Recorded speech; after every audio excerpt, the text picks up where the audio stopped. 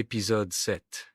La rencontre avec Kiko la girafe. Le soleil chauffait fort ce jour-là, et Léo marchait depuis plusieurs heures loin de sa savane natale. L'herbe était plus haute, les arbres plus nombreux, et les bruits de la nature différents de ceux qu'il connaissait. Il se sentait à la fois excité et un peu seul. Il leva les yeux vers le ciel. Les oiseaux passaient en chantant, et il se dit, « Léo, murmurant. J'aimerais avoir un ami pour partager mon voyage. » Soudain, une grande ombre passa au-dessus de lui. Léo sursauta et leva la tête. Ce qu'il vit le laissa bouche bée.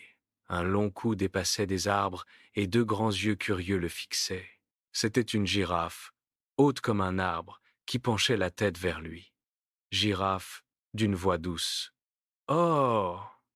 Bonjour, petit lion. Tu es bien loin de chez toi, non ?» Léo étonné. « Bonjour. Oui, je viens de quitter ma famille et je cherche l'arbre des sages. Mais, wow, tu es tellement grande. » La girafe éclata de rire.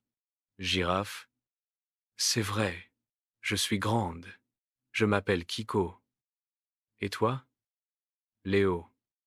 Moi, c'est Léo. Kiko baissa doucement son long cou pour être plus proche de lui.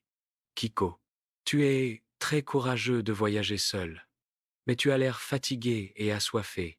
Viens, je vais t'emmener à une mare d'eau fraîche que je connais. Léo suivit Kiko. Grâce à sa grande taille, elle voyait loin au-dessus des arbres et pouvait trouver facilement les chemins. Après quelques minutes de marche, ils arrivèrent devant une mare claire où l'eau brillait au soleil.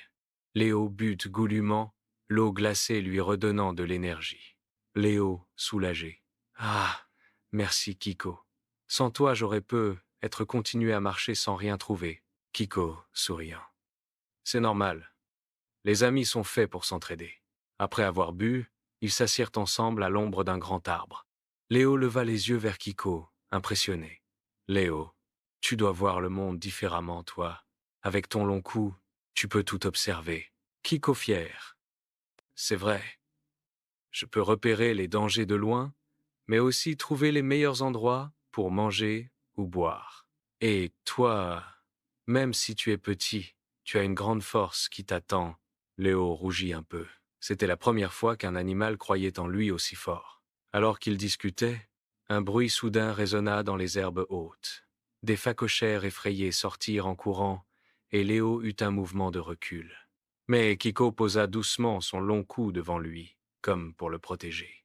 Kiko rassurant. « Ne t'inquiète pas, ils avaient juste peur. Quand on est deux, on est plus fort. » Léo comprit alors que ce voyage ne serait pas seulement une aventure solitaire. Grâce à Kiko, il venait de découvrir la beauté de l'amitié. Avant que le soleil ne se couche, il regarda sa nouvelle amie et déclara « Léo, Kiko, veux-tu venir avec moi dans mon voyage? Ensemble, on pourrait chercher l'arbre des sages. » Kiko avec un grand sourire. « Avec plaisir, petit lion. Ce sera notre aventure à tous les deux. » Ils rirent ensemble. Et cette nuit-là, pour la première fois depuis qu'il avait quitté sa famille, Léo s'endormit sans sentir la solitude. Morale. L'amitié rend le chemin plus beau et transforme la peur en force.